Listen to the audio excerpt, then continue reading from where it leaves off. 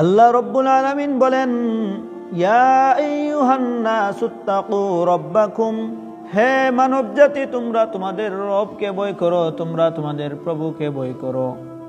ওয়াখশাউ ইয়াওমান লা ইয়াজজি ওয়ালিদুন আন ওয়ালাদি, এবং তোমরা ওই দিনকে ভয় করো যেদিন পিতা তার সন্তানের কোনো কাজে আসবে না। ওয়ালা মাউলুদুন হুয়া জাজিন আন ওয়ালিদিহি শাইআ, এবং যেদিন সন্তানও তার পিতার কোনো উপকার করতে পারবে না। এটা হলো আল্লাহ তাআলার ওয়াদা। আল্লাহ বলেন, ইন্না ওয়াদাল্লাহি হক, নিশ্চয় নিশ্চয় রব্বুল আলামিনের ওয়াদা হলো সত্য। ফালা তাগুররান্নাকুমুল হায়াতুদ দুনিয়া, আল্লাহ বলেন, হে মানব জাতি, এই দুনিয়ার জীবন, এই দুনিয়াটা যেন তোমাদেরকে ধোঁকার মধ্যে ফেলতে না পারে। ওয়ালা ইয়াগুররান্নাকুম বিল্লাহিল গারুর, এবং মহাপ্রতারক শয়তান যেন তোমাদেরকে আল্লাহ সম্পর্কে ধোঁকার মধ্যে ফেলতে না পারে। সম্মানিত হাজিরিন, এই দুনিয়ার লোভ যার অন্তরের মধ্যে থাকবে, ওই ব্যক্তি আল্লাহর নৈকট্য লাভ করতে পারবে না। সাহাবায়ে কেরামের জিন্দেগি একটু করে দেখুন। হযরত আব্দুল্লাহ ইবনে উমর রাদিয়াল্লাহু তাআলা আনহু বলেন, আমি উমরকে বলতে শুনেছি, উমর বলেন, যখন পয়গম্বর আমাকে কোনো কিছু দান করতেন, তখন আমি বলতাম, ইয়া রাসূলুল্লাহ, ইয়া হাবিবাল্লাহ, আল্লাহর নবী গো, আমার থেকে অসহায় এবং অভাবগ্রস্ত লোককে আপনি দিয়ে দিন। সাহাবায়ে কেরামের আদর্শ কতই না সুন্দর। তারা নিজে না খেয়ে অপর মুসলমান ভাইয়ের জন্য দেওয়ার কথা বলতেন, তারা নিজে গ্রহণ না করে অন্যের জন্য দেওয়ার কথা বলতেন। কতই না সুন্দর ছিল সাহাবায়ে কেরামের যুগ, সোনালী যুগ ছিল। সাহাবায়ে কেরাম এই দিনের জন্য, এই দিন কায়েম করার জন্য, দিন প্রতিষ্ঠা করার জন্য কত না কষ্ট সহ্য করেছে। হযরতে আবু তালহা রাদিয়াল্লাহু তাআলা আনহু থেকে বর্ণিত, তিনি বলেন, আমরা ক্ষুধার যন্ত্রণা সহ্য করতে না পেরে রাসূল সাল্লাল্লাহু আলাইহি ওয়াসাল্লামের কাছে গিয়ে অভিযোগ করলাম এবং আমাদের পেটের কাপড় সরিয়ে পয়গম্বরকে দেখাইলাম, ইয়া রাসূলুল্লাহ, ইয়া হাবিবাল্লাহ, আমাদের ক্ষুধার যন্ত্রণা খুব বেশি হয়ে গেছে, যার কারণে আমরা প্রত্যেকেই আমাদের পেটের মধ্যে একটি করে পাথর বেঁধে রেখেছি। রাসূল সাল্লাল্লাহু আলাইহি ওয়াসাল্লাম তখন তার পেটের কাপড় সরাইয়া দেখাইলেন, তোমরা তো একটি করে পাথর বেঁধেছো, দেখো রে, আমি আমার পেটের জ্বালায় ক্ষুধার যন্ত্রণার কারণে আমি 2টা পাথর বেঁধে রেখেছি। এই দিন কায়েমের জন্য কতই না কষ্ট করেছেন। এই দিন প্রতিষ্ঠার জন্য সাহাবায়ে কেরাম রাসূল সাল্লাল্লাহু আলাইহি ওয়াসাল্লাম যদি এত কষ্ট করতে পারেন, তাহলে আমাদের কতটুকু কষ্ট করতে হবে এখন বলুন আপনারাই। এই ঘটনাটি খন্দকের যুদ্ধের ঘটনা। সহিহ বুখারী শরীফের 6014 নম্বর হাদিসের মধ্যে দীর্ঘ আলোচনা করা হয়েছে, বিস্তারিতভাবে আলোচনা করা হয়েছে। খন্দকের যুদ্ধের সময় কয়েকজন সাহাবী রাসূল সাল্লাল্লাহু আলাইহি ওয়াসাল্লামের কাছে এসে অভিযোগ করলেন এবং দেখাইলেন তাদের পেটের কাপড় সরাইয়া, ইয়া রাসূলুল্লাহ, দেখুন আমাদের পেটের মধ্যে আমরা পাথর বেঁধে রেখেছি। পয়গম্বরও তার পেটের কাপড় সরাইয়া দেখাইতে লাগলেন, তোমরা তো তোমাদের পেটের মধ্যে একটি পাথর বেঁধেছো, কিন্তু আমি নবী, দেখো আমি আমার পেটের মধ্যে ক্ষুধার যন্ত্রণার কারণে 2টা পাথর বেঁধেছি। রাসূলুল্লাহ সাল্লাল্লাহু আলাইহি ওয়াসাল্লাম নবীদের সর্দার, সমস্ত মানুষের মধ্যে মহামানব হওয়া সত্ত্বেও পয়গম্বর যদি দিনের জন্য এত কষ্ট মুজাহাদা করতে পারেন, দুনিয়াকে বিসর্জন করতে পারেন, দিতে পারেন, তাহলে আমাদের কি করা উচিত? কতই সাহাবায়ে কেরাম দুনিয়ার তাওয়াক্কা করেন নাই, দুনিয়াকে তারা পিছনে ফেলে দিয়েছেন, আখিরাতকে তাদের সামনে রেখেছেন, মাথার উপরে রেখেছেন। হযরত আবু যর গিফারি, হযরত আবু যর গিফারি খাদিমে খায়রুল বাশার, खिदमतों में जिंदगी भर ना बनाया अपना घर, खिदमतों में जिंदगी भर ना बनाया अपना घर। হযরত আবু যর গিফারি রাদিয়াল্লাহু তাআলা আনহু এত মর্যাদা সম্পন্ন সাহাবী ছিলেন, তারপরেও তিনি বৈরাগ্যের জীবন যাপন করেছেন, কষ্টের জীবন কাটাইছেন।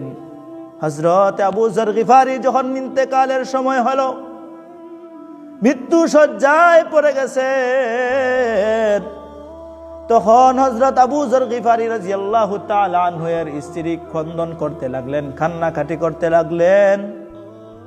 আবু যর জিজ্ঞাসা করলেন স্ত্রীকে, তুমি কেন কান্নাকাটি করতেছো?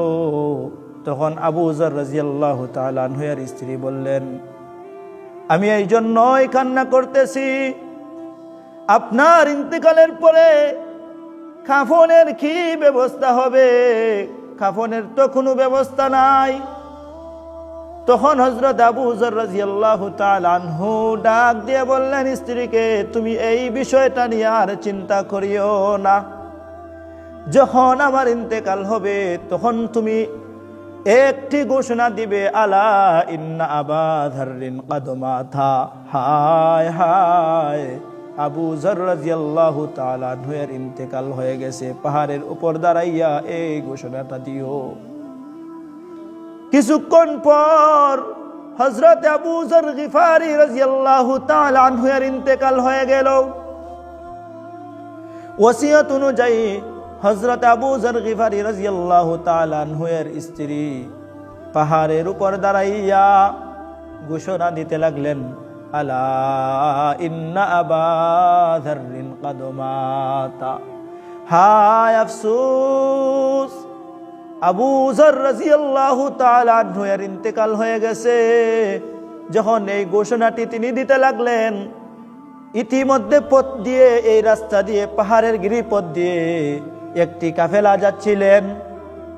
এই কাফেলার মধ্যে হযরত আব্দুল্লাহ ইবনে মাসউদ রাদিয়াল্লাহু তাআলা আনহু ছিলেন, বিশিষ্ট সাহাবী। এই ঘোষণা শোনার সাথে সাথে হযরত আব্দুল্লাহ ইবনে মাসউদ কাফেলাটাকে নিয়ে হযরত আবু যর রাদিয়াল্লাহু তাআলা আনহুর বাড়িতে চলে গেলেন। গিয়ে দেখলেন হযরত আবু যর রাদিয়াল্লাহু তাআলা আনহুর কাফনের ব্যবস্থা নাই। তখন হযরত আব্দুল্লাহ ইবনে মাসউদ রাদিয়াল্লাহু তাআলা আনহু তার মাথার পাগড়িটা দিয়া হযরত আবু যর রাদিয়াল্লাহু তাআলা আনহুর কাফনের ব্যবস্থা করে দিলেন। সুবহানাল্লাহ। তারা কি জীবন যাপন করেছে! তাদের মধ্যে সাহাবায়ে কেরামের অন্তরের মধ্যে দুনিয়ার লোভ ছিল না, কিন্তু আমাদের অন্তরের মধ্যে শুধুমাত্র দুনিয়া আর দুনিয়া, দুনিয়া আর দুনিয়া। আমাদের সমাজের মধ্যে দুই শ্রেণীর মানুষ আছে। এক শ্রেণীর মানুষ দেখবেন তার কোনো কিছুই নাই, চলার মতো কোনো অর্থ সম্পদ নাই, কিন্তু দেখবেন আপনি যদি তাকে জিজ্ঞাসা করেন, ভাই কেমন আছেন, কেমন চলতেছেন, ওই লোকটা তখন বলবে, আলহামদুলিল্লাহ, আল্লাহর রহমতে আমি খুবই ভালো আছি। অথচ ওই ব্যক্তি এক বেলা যদি খাবার খায়, অপর বেলার খাবারের কোনো ব্যবস্থা থাকে না, কিন্তু সর্বদা আল্লাহ তাআলার শুকর আদায় করে। আরেক শ্রেণীর মানুষ আছে দেখবেন সমাজের মধ্যে কোটি কোটি টাকার মালিক, কোটি কোটি টাকার মালিক। যদি আপনি জিজ্ঞাসা করেন, ভাই কেমন আছেন, বলেন, ভাই আমি ভালো না, আমার এই সমস্যা, বিভিন্ন সমস্যার কথা বলে, শুধু চিন্তা আরে চিন্তা, পেরেশানি আর পেরেশানি। তার চিন্তা তো হলো দুনিয়া নিয়া, দুনিয়ার লোভ তার অন্তরের মধ্যে, তার একটাই চিন্তা, একটাই টার্গেট, টাকা টাকা টাকা, টাকা ছাড়া কোনো কিছুই বুঝে না। এই সমস্ত মানুষ দুনিয়ার পাগল হয়ে গেছে। কিন্তু সাহাবায়ে কেরামের জিন্দেগি দেখুন, তারা এই দিন প্রতিষ্ঠার জন্য কতই না সহ্য করেছেন, কতই না কষ্ট সহ্য করেছেন, কত মুজাহিদা করেছেন। সম্মানিত হাজরিন, এই সমস্ত বিষয় থেকে আমাদেরকে শিক্ষা নিতে হবে। দুনিয়ার মোহাব্বত ছাড়তে হবে, আখিরাতের মোহাব্বত অন্তরের মধ্যে পয়দা করতে হবে। আল্লাহর পয়গম্বর বলেন, হুব্বুদ দুনিয়া রাসু কুল্লি খাতিআ, দুনিয়ার মোহাব্বত হলো, দুনিয়ার লোভ লালসা হলো সমস্ত গুনাহের মূল। যে ব্যক্তির অন্তরের মধ্যে দুনিয়ার মোহাব্বত থাকবে, যে ব্যক্তির অন্তরের মধ্যে দুনিয়ার মোহাব্বত থাকবে, সে কখনো আল্লাহর নৈকট্য লাভ করতে পারবে না, সে কখনো আল্লাহর প্রিয় পাত্র হইতে পারবে না। যে ব্যক্তির অন্তরের মধ্যে দুনিয়ার মোহাব্বত দেখবেন, সে সমস্ত গুনাহের কাজের মধ্যে, অন্যায় অবিচার কাজের মধ্যে, সন্ত্রাসী কাজের মধ্যে, চাঁদাবাজির মধ্যে, মারামারি হানাহানি সব কিছুর মধ্যে জড়িত থাকে।